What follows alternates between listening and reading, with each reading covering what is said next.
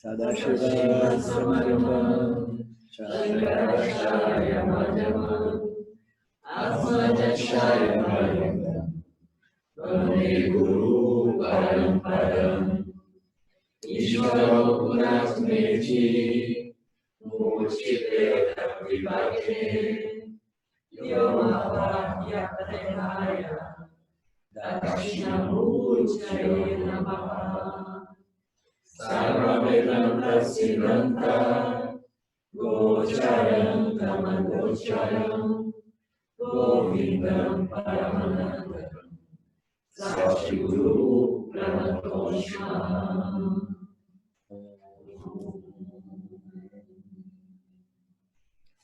Om Shanti, Shanti, Shanti Om. Welcome back. Bem-vindos de volta ao nosso última tarde, né, de Vedanta desse programa. O pessoal aqui está dizendo que o programa não vai terminar porque para eles não conhece o final. A turma aqui quando começa a surfar numa vassana não sai mais. Eles estão... Quem tem limite é o município. Eles dizem também, é um outro mantra deles aqui, quem tem limite é município. Eles já abriram o jogo comigo, eu vou viver em prisão domiciliar aqui, nessa sala, entendeu? E a festa aqui parece que não vai acabar, né? A minha mulher não sabe que ela está vindo para viver em prisão domiciliar dentro de São Paulo. Mas é com amor.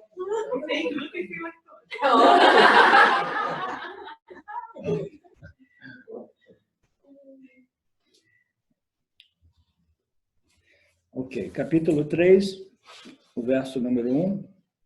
Segundo uma história antiga, Brahmana obteve uma vitória para os deuses. Veja bem, existem os deuses. Os deuses são aquelas almas, né, meritórias, aquelas almas extremamente satívicas e benevolentes, que seguiram o Dharma e que apoiaram o Dharma, sustentaram o Dharma, e eles vivem nessas lojas, né, simplesmente desfrutando, né, os méritos espirituais kármicos, né, de vidas anteriores. Então, eles estão lá, vivendo esses céus, né? Mas, no final das contas, o verso inicia dizendo assim, segundo uma história antiga, Brahmana obteve uma vitória para os deuses, porque não importa o quanto, né, as forças do bem, os deuses, os semideuses, os anjos, né, se esforcem para manter e proteger o Dharma, né, no final das contas, sempre depende de Brahman, porque Brahman é a força por trás de todas as forças, né? Então, essa história antiga diz que Brahmana obteve uma vitória para os deuses, né? Então, as nossas vitórias, seja ela o auto-reconhecimento, moksha, isso, aquilo, ela é sempre obtida de Brahman, por Brahman, entendeu? Em benefício, nesse caso, do Jiva, que antes pensava que fosse um Jiva, né? Pensava que fosse limitado, né? Então, segundo uma história antiga, Brahmana obteve uma vitória para os deuses. Mas os deuses ficaram extasiados e disseram, nós, os deuses, né, no nosso exército de semideuses, anjos, né, etc., nós obtemos essa vitória. Eles desenvolveram o quê? De vaidade, né, arrogância, individualidade, né, de eu sou uma grande entidade, nós temos o poder de destruir o mal, a ignorância, né, as forças do mal. Aí então Brahmana, o grande espírito, compreendeu a situação, né? E os deuses eles já esgotaram diversas punhas e agora eles estão começando, né, a escorregar no ego, né? E pensando que eles têm uma história maravilhosa sobre isso que eu gostaria de compartilhar com vocês depois, daqui a pouco. Então ele pensava que obter uma vitória para os deuses, eles ficaram extasiados e disseram, a glória é toda nossa.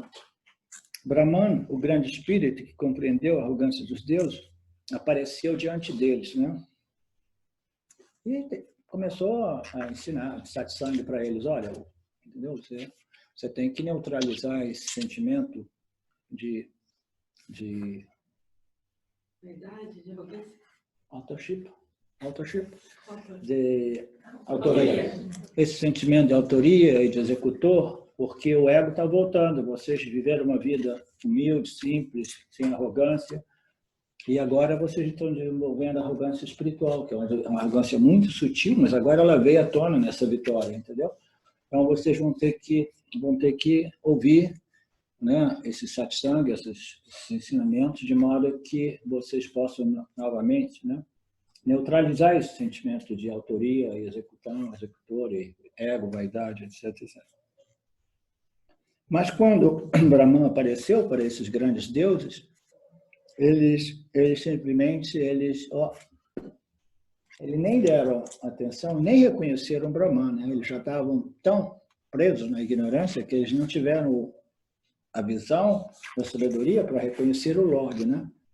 Isso é muito importante e interessante, porque o Lorde desse universo, que é Ishvara, ele é sempre presente em tudo e em todos. Mas, ainda assim, as pessoas extremamente materialistas, né? Aquelas pessoas grosseiras, densas, né? Sem pureza mental, emocional, né? Elas são incapazes de reconhecer que existe esse ser supremo, né? Esse poder supremo, né? Que é aquilo, né? que concede existência e vida e experiência a todos os jivas do mundo, né? Do universo, né? Então, essas pessoas, elas, com o passar do tempo, esse é um problema em geral das pessoas que acumulam muito punya, é que mais cedo ou mais tarde eles vão esgotando os punyas. Isso ocorre em termos de ciclos, dessas famosas yugas, né? As yugas vão se modificando, e a Satyuga é quando as sociedades elas são tão satívicas, então elas vivem, né? Elas vivem durante esse processo de manifestação de ações passadas extremamente dármicas e sábias, né? Que vai gerando essa condição quase perfeita, né? O céu na terra, né? Então essas sociedades onde os reis eram extremamente justos, a era védica, né? Milhares de anos atrás, onde as pessoas viviam em harmonia, em paz, etc. Então, esse punha, mas o que ocorre? Ocorre que, com o passar do tempo, dos anos, dos milênios, essa condição de desfrutamento de punha, né? Ela vai se desenvolvendo, e as pessoas começam a pensar que esse punha é um punha eterno, entendeu? E aí, essa condição de produção de punha, ela começa a se transformar, converter em inércia. Por quê? Porque você fica amarrado em punha, fica simplesmente querendo curtir essas condições extremamente favoráveis, né? Essas yogas. Né? Então, naturalmente, né, as sociedades elas vão se tornando mais tamásicas e com o extremo, né, dessa proporção de tamas, aí as pessoas vão se tornando absolutamente egóicas, né, e egocentradas, e a sociedade, o dharma da sociedade vai se deteriorando, né? Então, eles estavam já, né, nesse processo de esgotamento, né, o exaurimento de punha, a tal ponto que eles não reconheceram, né, o Lorde Brahman, o Lorde dos Lordes. Aí disseram a Yani ao fogo: ó tu que sabes tudo, né? A Yani é um desses deuses. Eles são os deuses representados pelos 5 elementos, né? Então, disseram a Yani, fogo: ó tu que sabes tudo o que nasce, descubra essa coisa, o que pode ser essa poderosa Yaksha, né? Yaksha são essas forças da natureza, né? Esses deuses da natureza. Ó tu que sabes tudo que nasce, né? O fogo, naturalmente, ele sabe tudo que nasce, porque ele é aquilo que revela tudo, né? Que se apresenta diante da sua luz, né? O fogo é o símbolo da luz, aí ele vai revelando tudo aquilo que aparece dentro do âmbito, né, de sua luz, né? Ó tu que sabes tudo que nasce, descubra essa coisa, aquilo que pode ser essa poderosa força. E o fogo disse, assim seja. Assim seja. Agora que eu preciso de ajuda de vocês. Aí diz assim, ele correu para Yaksha. A Yaksha, nesse caso, seria uma dessas forças da natureza, né? Ele correu. Quem que correu aí? Foi o Agni? Foi Agni, foi o fone? Agni. Agni, ele correu para Yaksha, mas Yaksha, daquilo que eu havia já compreendido mais ou menos, Yaksha são essas forças da natureza, né? Mas, digamos que ele correu para Yaksha. Foi Brahma, isso que também é minha confusão. Eu entendi de outra maneira. Eu entendi de outra maneira. Brahma não estava sendo conhecido e parecia que ele era um Yaksha. Parecia que ele era um espírito da natureza. Então eles estavam querendo descobrir quem era esse Yaksha, que na verdade era Brahma. Sim. Então Brahma estava disfarçado de Yaksha. Tá, ok. Talvez seja isso mesmo. Brahma, o grande espírito que compreendeu a arrogância dos deuses, apareceu diante deles. Mas eles não sabiam quem ele era. Deve ser isso mesmo. Né? Deve ser isso mesmo. Mas eles não sabiam quem ele era. Né? Por quê? Porque ele apareceu como Yaksha, as forças da natureza. Aí ele apareceu como Maya, né? Para que a crítica. Poderosa que eles conheciam, né? Ele achou que era semelhante a Maya. Ele aparece como Maya, que é uma modificação de Brahma. Deve ser isso mesmo. Legal. Eu sabia que eu podia confiar em vocês. Eu, quando não tenho ajuda de Ishvara, porque às vezes eu me encontro numa situação assim, putz, Ishvara, tem que me dar uma mão aqui, porque eu não tenho ideia. Aí, quando Ishvara não me ajuda, eu sei que eu tenho que contar com os meus amigos. Né?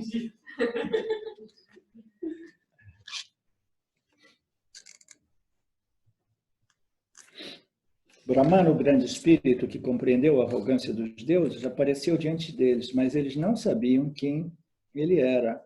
Disseram a Agni, ó tu que sabes tudo o que nasce, descubra essa coisa. O que pode ser essa poderosa Yaksha? E Agni disse, assim seja. Então, vamos recapitular aqui. Agni, o fogo, se referiu a quem? Ó tu que sabes tudo o que nasce, se referiu a Brahman, que estava, né, aparecendo como Maya, digamos assim, né? Shakti, a energia primordial do universo, né? Não. Esses deuses pediram a Agni para que descobrisse essa coisa. Quem era esse tal desse Yaksha? Que estava se apresentando para eles. Revele, né? Desculpa de revelar. Revele essa coisa. Que pode ser essa coisa. Botaram eles de detetive. Ok. Nos revele isso. Agni é o fogo. Isso. Ele diz, tu que sabes que tudo que nasce, descubra essa coisa, o que pode ser essa poderosa Yaksha. Acho que a gente pode substituir Yaksha por força, né? Força. Força é essa, que energia essa. Que princípio é esse aqui, né? Ô, professor. Diga, querido. Tem contribuição virtual aqui, que o Miranda, né, Miranda? Isso, boa tarde. Eu tenho aqui uma outra tradução, eu não sei se é relevante colocar, mas o Agni dirigiu-se ao ser divino, né, que disse, quem é você? Agni respondeu, eu sou Agni, fogo. Nada menos que isso. Eu sou realmente o conhecedor de todas as criaturas. Ok. Essa é uma outra, né, tradução do sânscrito para o inglês. Você repete, por favor, para o português, né? Repete. Agni dirigiu-se ao ser divino que disse, quem é você? Agni respondeu, eu sou Agni, fogo. Nada menos que isso. Eu sou realmente o conhecedor de todas as criaturas. E esse é referente ao verso 1, 2, 3 ou 4? Não, é 4. referente ao 4. Ok, 4. E o verso 3, como é que aquela tradução apresenta o verso 3? Eles disseram a Agni, fogo, ó Jataveda, Deus todo-conhecedor, descubra quem é este ser divino. Agni respondeu, isto será feito. Ok. Então, esses cinco princípios, né, esses 5 elementos, né, que são adorados como deuses, né, ele foi interpelado né? Por Brahman? Não, porque Brahman é esse grande princípio, né? Ele foi interpelado por quem? Essa é a questão aqui. Foi interpelada por quem? Arlindo? Arlindo? Quem? Arlindo, os deuses tomaram Brahman por uma força da natureza. Sim. E eles pediram a Agni que fosse lá verificar quem era essa força da natureza. Sim. Então, quando Agni chegou diante desse Yaksha, que na verdade era Brahman, sim, o Yaksha Brahman perguntou para Agni, disse, quem é você então? E a Agni respondeu. Sim. Agora ficou claro. Tá? Então, disseram a Agni, ó tu que sabes tudo que nasce, descubra essa coisa, o que pode ser essa poderosa Yaksha. E o fogo disse, assim seja. Ele correu para Yaksha, ele disse. Que ele disse. Que ele disse. Que ele disse. Agora uma outra confusão minha foi desfeita. Ele correu para Yaksha, que ele disse, quem és tu? E ele disse, eu sou o fogo. Eu sou aquele que conhece todas as coisas nascidas. E o que você faz? Por qual poder você é conhecido? Né? Retrucou Brahman. Retrucou Brahman, né? Que tinha em forma de Yaksha, em forma de Prakriti ou Maya, digamos assim. Retrucou Brahman. Eu posso queimar qualquer coisa na terra, Agni disse. Né? Ele correu para Yaksha, que ele disse, quem és tu? Eu sou Agni. Ele respondeu, eu sou aquele que conhece todas as coisas nascidas pelos motivos, né? Já estabelecidos, porque o fogo é o princípio que ilumina, né? Entre Nitya, né? O que você faz, por qual poder você é conhecido? Né? Retrucou Brahman. Eu posso queimar qualquer coisa na terra, Agni disse, né? Então, Agni, ele apresenta, né? Ele se descreve como esse poder, né? Esse poder do fogo, né? Esse poder que é indispensável, né? Na constituição desse universo, né? É a energia, é o fogo, né? São os pranas, né? Que são derivados dessas energias. E eu tenho o poder de queimar qualquer coisa nessa terra, né? Agni disse, queime isso, disse Brahman, colocando uma pequenina palha diante dele. E aí Agni gerou um calor intenso que escureceu todo o universo. Mas não conseguiu queimar a palha. Desapontado, ele retornou aos deuses e disse, não consegui descobrir quem é esse grande espírito. Agni disse, agora está ficando mais legal essa história. Olha, você até que eu tomei ayahuasca, né?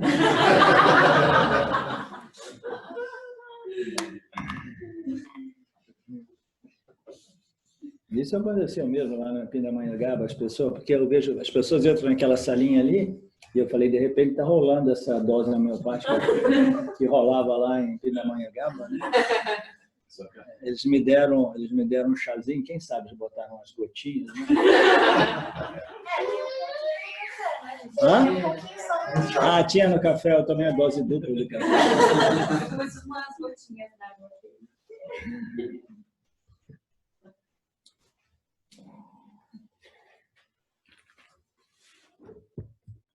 Ok. Queime isso, disse Brahman, né? Que Agni estava dizendo assim, pô, eu ilumino tudo, revelo tudo, e eu tenho poder de destruição também. Eu sou um Deus que não somente eu aqueço, ilumino, revelo, mas eu destruo. O fogo destrói, né?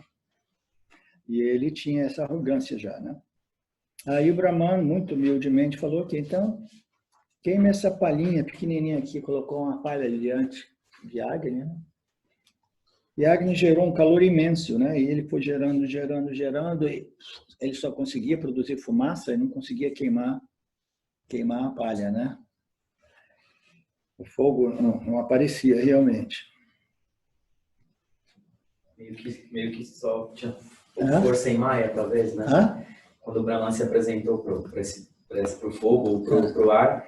O fogo e o ar só tinham poder em Maya, a palha significa fora de Maya, que Brahman que seria o detentor daquilo, por isso que não tinha efeito, né, sobre o... Sim, não, é mais no sentido de expor a arrogância dos deuses. Sim. Né? A impotência e a arrogância, porque, assim como os jivas, eles começam a desenvolver a noção de que eu tenho existência própria, consciência própria, e eu tenho controle sobre o reino animal, vegetal, etc., essa arrogância, né? Então, figurativamente, os elementos né, estavam desenvolvendo uma arrogância como se eles fossem jivas, né? Como se eles tivessem um intelecto e um ego, né? Então, os deuses disseram, queime isso. O Brahman colocando, e o Agni gerou um calor intenso sem conseguir queimar a palha. Ele gerou um calor intenso que escureceu todo o universo. Escureceu todo o universo também, né? É muito interessante. Não é à toa que ele ali, né? Ele simplesmente ele tentou, né, através do seu ego vaidoso, né, demonstrar os seus poderes, e mais ele fazia esforço para expor os seus poderes, mais ele entrava na escuridão da ignorância, o ego, né, a arrogância, né, a individualidade humana. Né. Criou esse intenso, escureceu todo o universo, mas não conseguiu queimar a palha.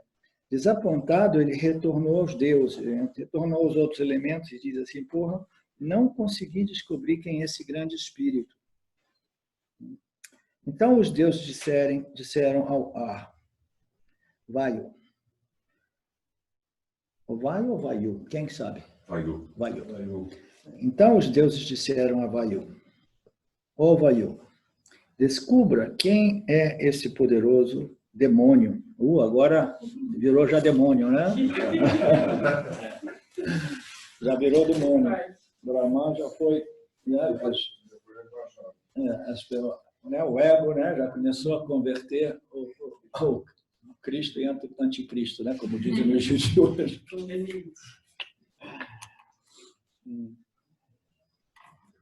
Descubra quem é esse poderoso demônio.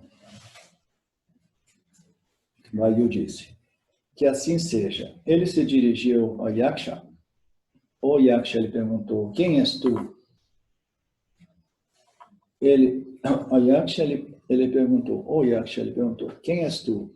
Eu sou Vayu, disse ele, eu sou aquele que se move livremente. Né?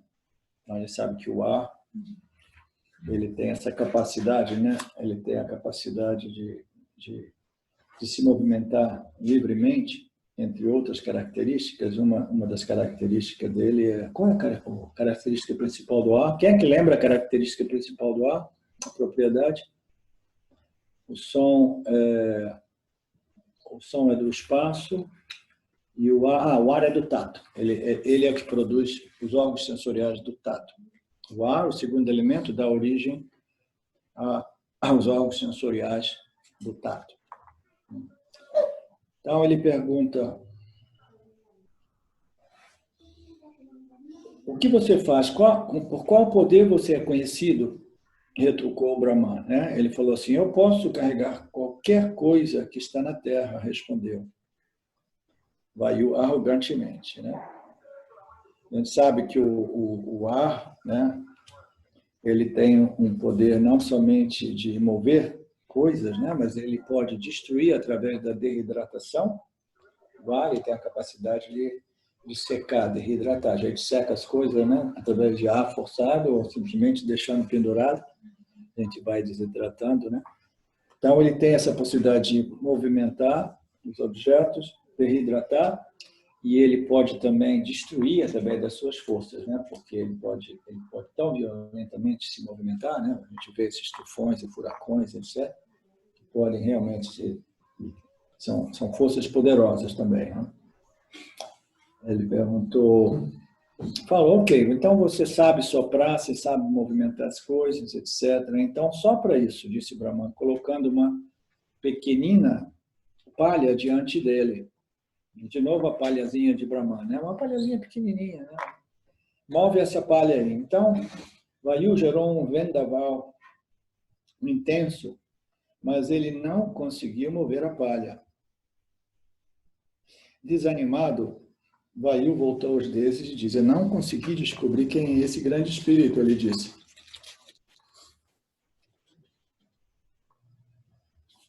Finalmente, os deuses disseram a Indra. É interessante que eles utilizaram só dois ou três?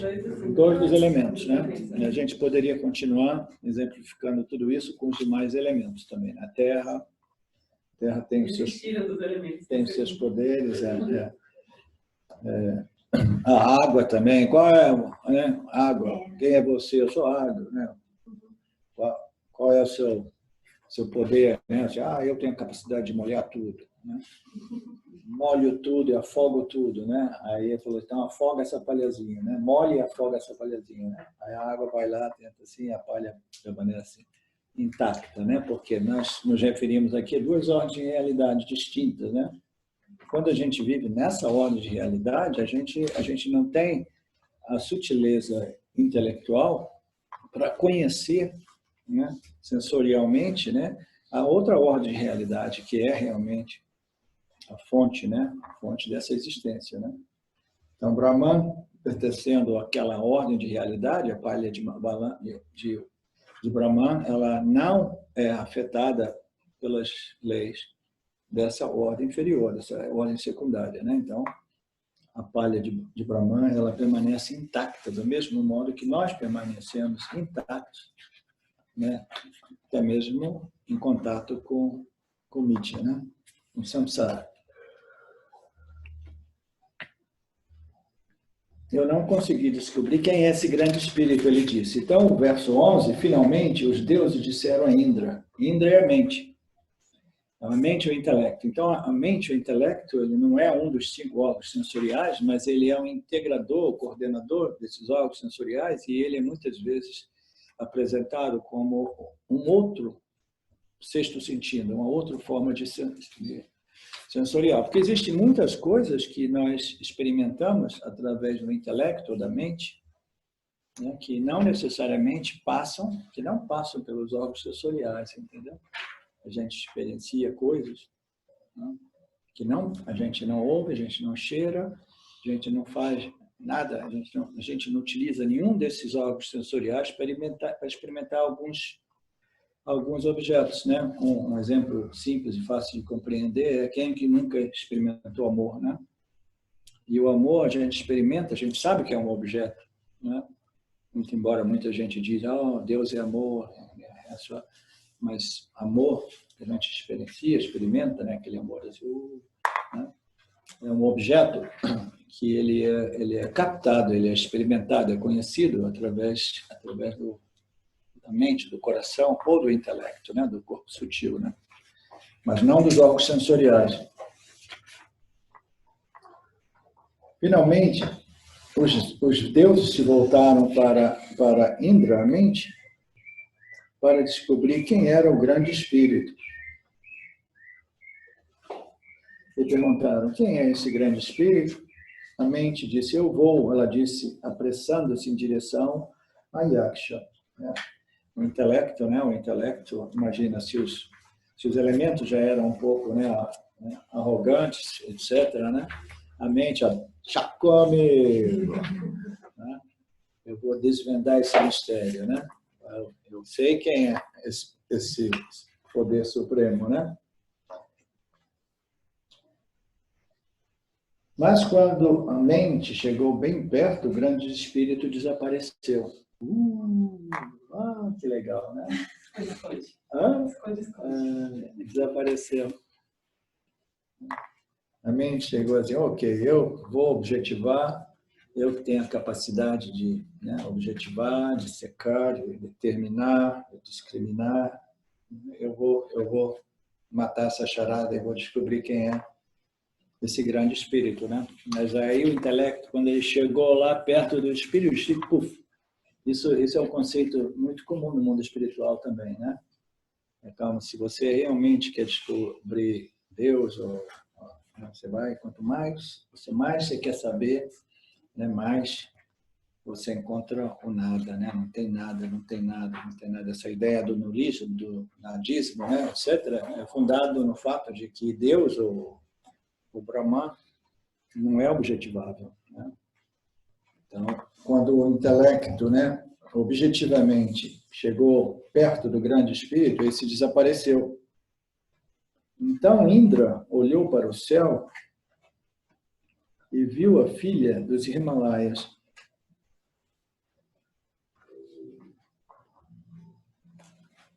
Indra se aproximou da filha dos Himalaias e perguntou: quem é esse grande espírito? Ué, acabou o capítulo 3? Não, continua.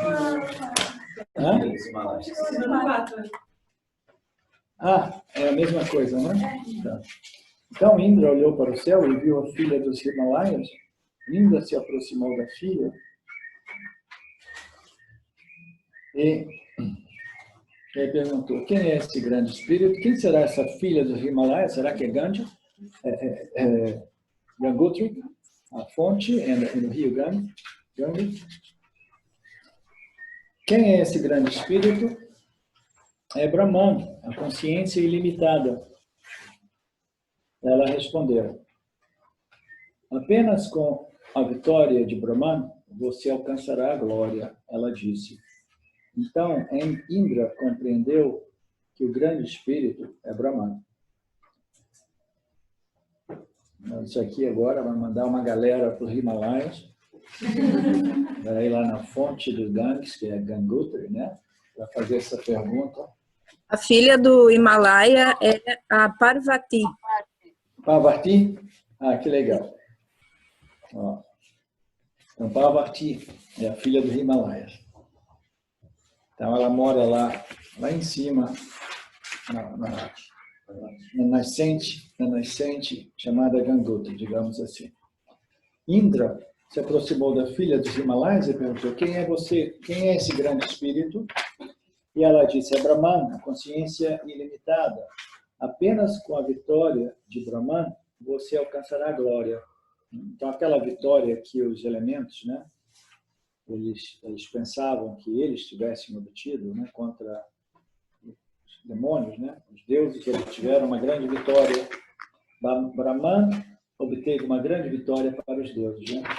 Então, a única vitória que os deuses, assim como todos como os jivas, né? Os jivas, na verdade, eles jamais, os deuses jamais podem obter essa vitória.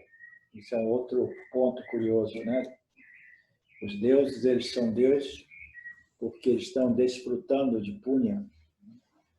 Mas se eles quiserem essa vitória, eles têm que descender ou cair, como a gente queira ver, né? Eles têm que voltar aqui, porque somente aqui eles podem obter essa vitória. É Brahman, a consciência ilimitada, ela respondeu. Apenas com a vitória de Brahman você alcançará a glória, ela disse. Então, Indra, o intelecto, compreendeu que o grande espírito é Brahman. Como Agni, Vayu e Indra se aproximaram muito e foram os primeiros a compreender que era Brahman, eles superaram os outros deuses. Porque se aproximou da consciência? Porque se aproximou da consciência e ser o primeiro a identificá-lo? O Indra. Indra, né? Indra, que foi o primeiro a aproximar-se da consciência e identificá-lo, superou os outros deuses, naturalmente. O intelecto, né? Nós temos 5 órgãos sensoriais e temos esse sexto fator, que é o intelecto. Ele é bem mais sutil do que os órgãos sensoriais, né? Então, naturalmente, esse conhecimento ele é obtido somente no intelecto, também porque os órgãos sensoriais são inertes, né? Aqui eles são apresentados como deuses, porque eles são os elementos, né? Essas forças, né, da natureza, mas eles não são seres sencientes, né? O intelecto é o jiva, né? E ele tem a capacidade de discriminar e compreender esse conhecimento revelado, né? Indra eles se aproximaram, foram muitos primeiro a lembrar. Por que se aproximou da consciência, o ser, e primeiro a identificá-lo, e Indra, a mente, superou os outros deuses. Este é o ensinamento sobre a consciência que nos diz respeitos aos poderes da mente. É como um relâmpago, é como um piscar de olhos. Esse é o ensinamento sobre a consciência que nos diz respeito aos poderes da mente. É como um relâmpago, é como um piscar de olhos. Esses versos aqui, eu me arrependo, porque se eu tivesse visto que eles eram tão simbólicos, cheios de simbolismos, eu teria feito um pouco de dever de casa, visto o livro completo com as explicações de Paramatmananda, e a gente ia se divertir mais. Podia se divertir mais, mas quem sabe fica para a semana que vem.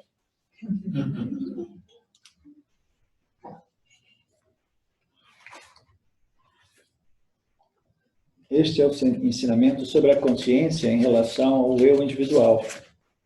A mente deve dirigir-se a ela. Não, aqui antes. Este é o ensinamento sobre a consciência, né? O que é Brahman, o que é essa consciência, né? Que pertence a uma outra ordem de realidade. Tudo que existe em Nitya, todos os deuses, né? Os deuses manifestos como essas forças da natureza, como os elementos, as três energias, tudo, né? Todos esses princípios que são adorados pelos homens e pelas mulheres como deuses, né? Então, esses 5 elementos, eles pertencem a essa ordem de realidade secundária, chamada Nitya, né? E ela jamais pode realmente compreender a causa, né? Esse poder que, na verdade, é a causa desse universo, né? Através dessa visão objetiva, principalmente sem o intelecto, né? O intelecto, muito embora não possa objetivar e conhecer Brahman como um objeto de conhecimento, ele tem a possibilidade de conhecer Brahman, né? Através da compreensão eu sou Brahman, mas os outros elementos, sendo inertes, eles não têm essa capacidade, porque os objetos inertes, eles não possuem um corpo sutil que brilha, né, com a consciência, né, de modo que possa, né, obter conhecimento.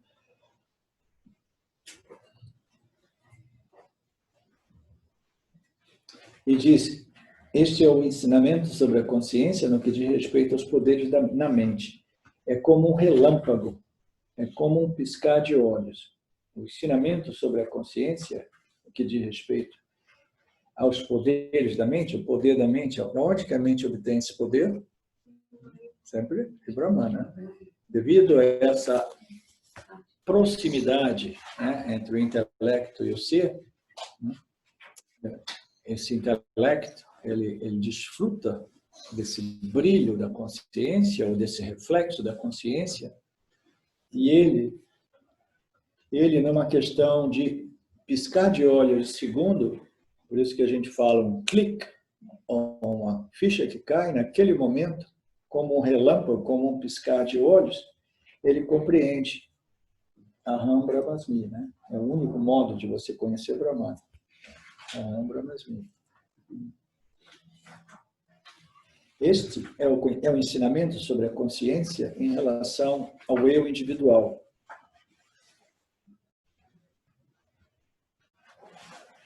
Este é o ensinamento sobre a consciência em relação ao eu individual. Esse ensinamento a respeito da consciência, ele só é apresentado, revelado ou relevante, né, ao eu individual. Tudo isso a gente sabe que não existem escrituras para as moscas, para as baratas, para os gatos, né? As escrituras foram reveladas somente para o eu individual, o Jiva, né? O Jiva humano, né? Então, este é um ensinamento sobre a consciência para o Jiva individual, né? O Jiva humano. A mente deve dirigir-se a ela o quê? A esses ensinamentos, né? A consciência representada pelas escrituras que a revelam, né? Então, a mente, o intelecto, deve dirigir-se a essa fonte de conhecimento revelada por Brahman, que são as escrituras da consciência. Por meio do intelecto, o buscador entra em comunhão íntima com a consciência. Por meio do intelecto, da mente, o buscador entra em comunhão íntima com a consciência. Essa é uma frase linda, maravilhosa, né? Principalmente para as pessoas que pensam que o intelecto seja um problema, né? É através da mente, é através do intelecto, mas o intelecto extremamente refinado, né? Purificado, utilizado, né? Por meio dessa mente, o buscador entra em comunhão íntima com a consciência. Então, como desenvolver essa intimidade com a consciência, né? A gente começa como a gente começa em tudo na vida, a gente desenvolve a intimidade com uma pessoa, com uma coisa, com um animal. Através de quê? A gente vai se apaixonando, a gente vai amando, a gente vai gostando, a gente vai querendo, a gente vai desenvolvendo um valor enorme por aquilo, né? Então, a gente desenvolve essa intimidade, essa comunhão íntima com a consciência, através desse intenso valor, esse intenso desejo de compreender, né, Brahman como a minha própria natureza, né? Então, do mesmo modo que nós desenvolvemos amores e paixões e desejos por pessoas, coisas, né, situações, eventos, né, etc., objetos, o indivíduo jiva ele deve converter esses desejos por essas coisas e desenvolver esse desejo, esse amor pela consciência, né? Aí somente então ele vai se tornar íntimo, né? Porque você pensa, né, naquilo que você ama, né? Você pensa, contempla, pensa, e no final, você é a coisa mais maravilhosa, muito mais maravilhosa do que a minha esposa, né? Meu marido, né? Jogou no seu time também, muito mais lindo do que meu marido. Mas é isso, nós precisamos nos apaixonar por esse poder que é a nossa própria natureza. A gente só vai se apaixonar na medida de que a gente compreende o valor, né? Quando a gente se apaixona pela primeira vez, a gente desenvolve tantas qualidades, né? Quase que desumanas, né? Eu lembro quando eu me apaixonei pela Teresa, quando eu tinha 15 anos, tinha aquela música, cadê Teresa? Parararararara. Algumas pessoas tiravam onda de mim porque eu tinha uma capacidade de foco na Teresa, entendeu? A minha mente era focalizada na Teresa e eu era dedicado a Teresa. Naquele tempo não existia telefone sem fio, mas existiam os telefones que tinham um fio que você ia levando do início da casa para o fim, aquele fio que estica, tem uma mola, né? Eu pegava o telefone, levava para o meu quarto e ficava lá 2, 3 horas. Minha mãe, né, ficava desesperada por causa da conta do telefone.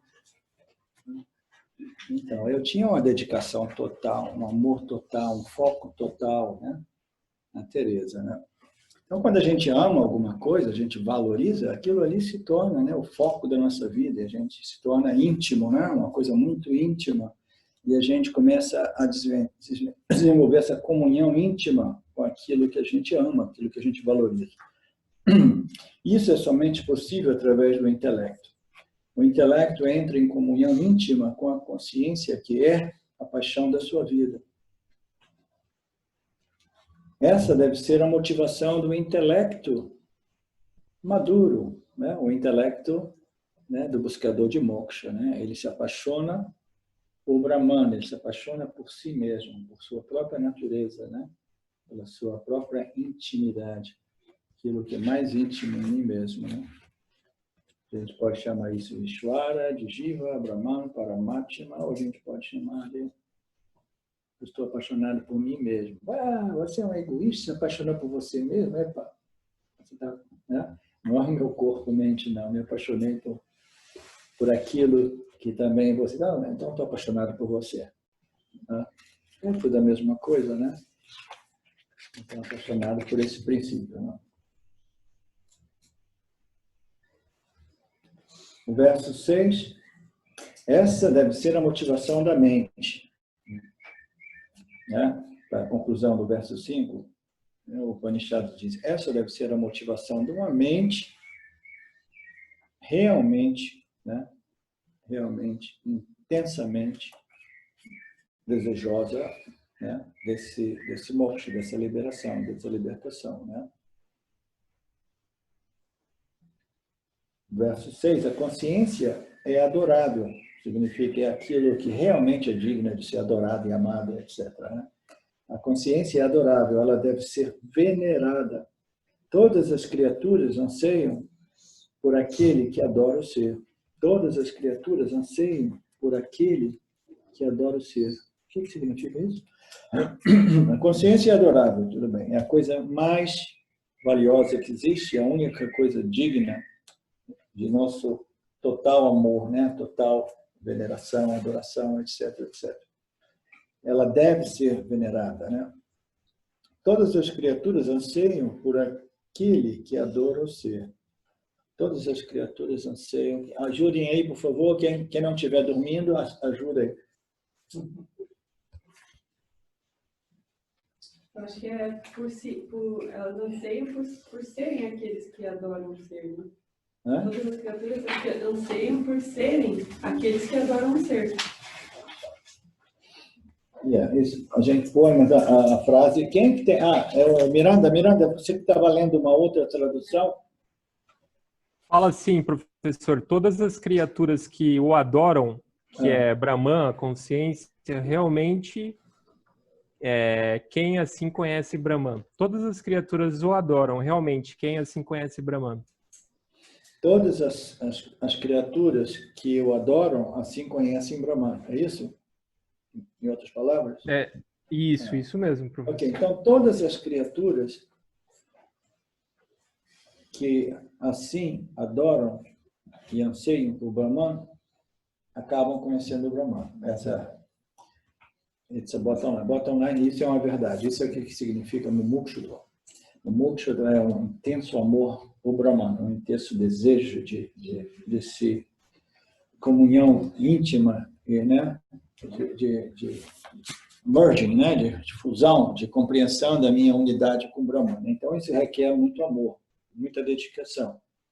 Né? A pessoa tem que reestruturar a vida, né? Deixar a família num weekend, né? No final de semana, no outro final de semana. A pessoa tem que superar o medo do Covid, tem que fazer tantas coisas, né? E somente esse amor por Brahman, né?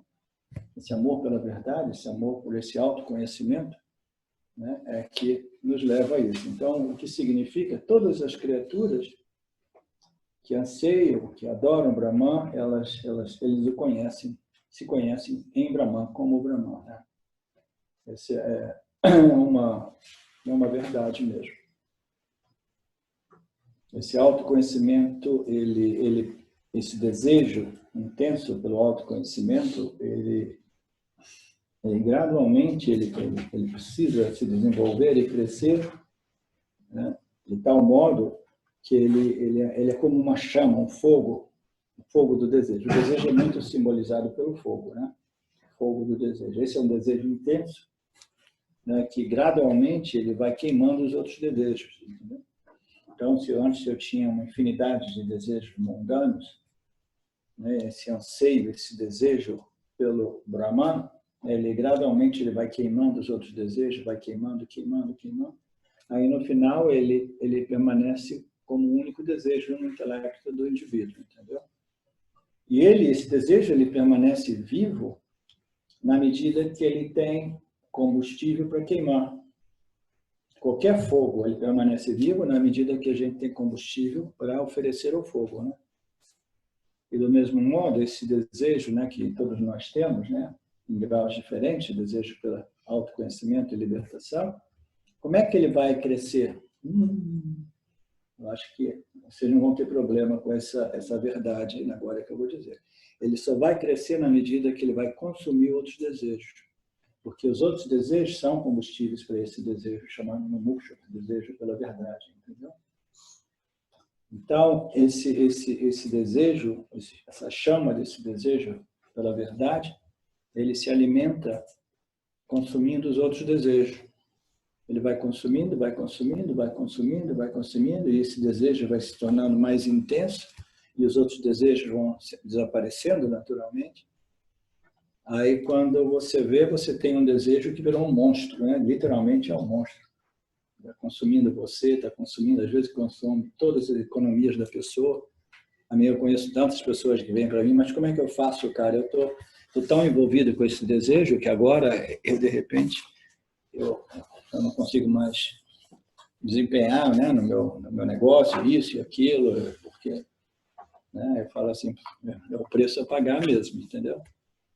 A gente vai simplificando, simplificando, etc., e vai investindo mais, dando tudo nesse desejo, né, vivendo uma vida mais simples, e o Ishvara vai cuidar de tudo, e nesse processo você vai desenvolvendo a coragem, sem nenhum esforço, de arriscar tudo mesmo, entendeu?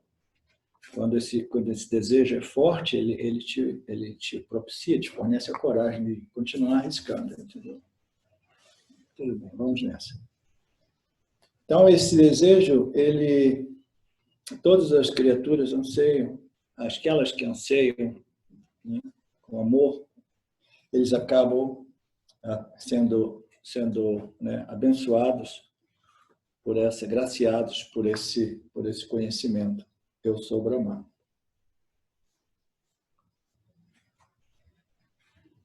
Agora, essa chama desse desejo, ele é muito curioso, né?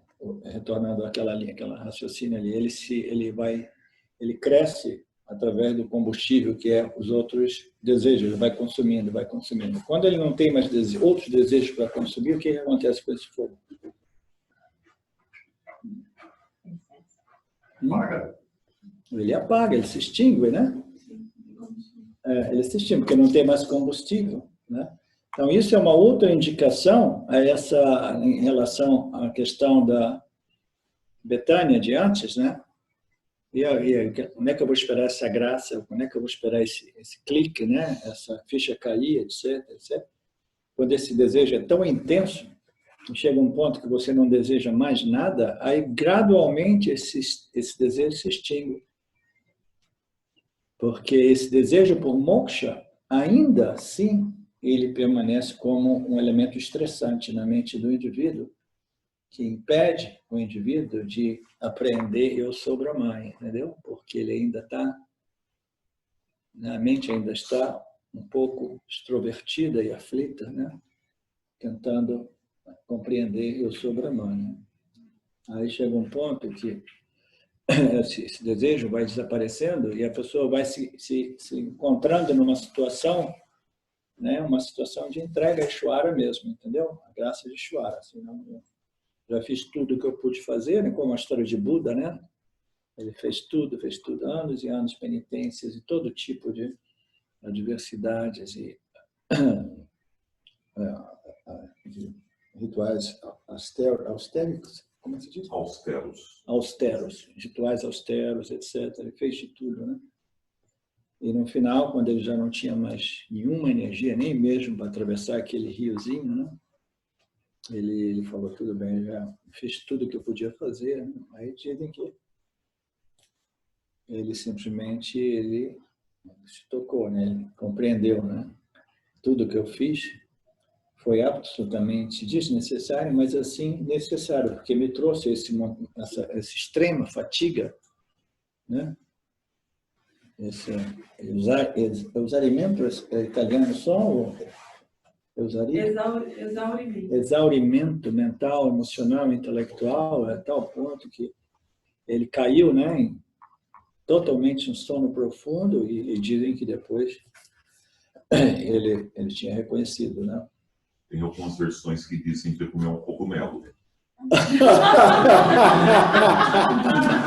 Vocês ouviram essa do Vedanta Brasil? Ó, aqui na turma esotérica da Arca, Vedanta Brasil, Arca, dizem que Buda, ele comeu um cogumelo, aí depois... Hã? Buda. É Buda, né? Buda.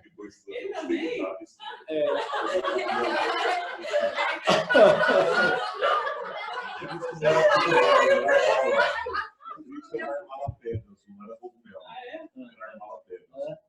Que viagem.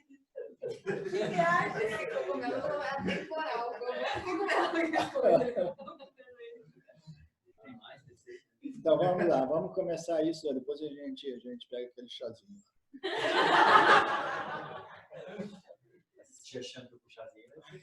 Ó, Marcelo, essa história de chazinho é brincadeira, hein, cara? Não tem necessidade de cortar nada. Senão você vai ficar doido nesse seminário, tendo que cortar todos esses pedacinhos.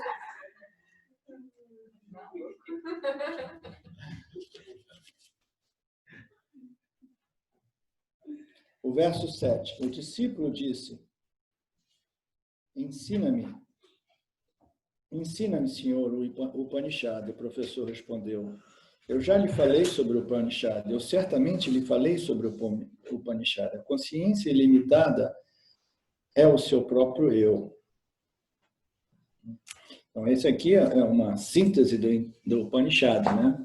Você quer saber sobre o Upanishad? Eu já te falei, cara. Você é o ser, né? Essa consciência ilimitada é você, né? A sua natureza é ilimitada, é consciência e existência, né? Eu certamente já lhe falei sobre o Upanishad. A consciência ilimitada é o seu próprio eu. O que mais a gente pode dizer, né? Austeridades, autocontentação e ritos, autocontenção, disciplina, austeridades, a disciplina, os ritos de sacrifícios são aos seus pés e os Vedas são seus inúmeros membros. A verdade é a casa sua.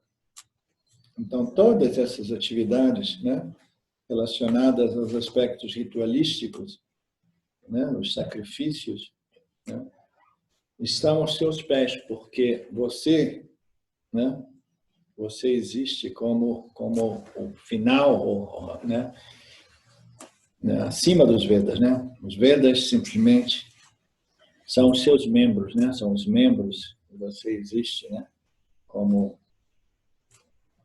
aquilo que é uma outra ordem de realidade, né? O Vedanta, ele pertence a um outro universo, né? Todos os ensinamentos védicos servem somente para purificar e preparar as mentes do indivíduo, como nós sabemos.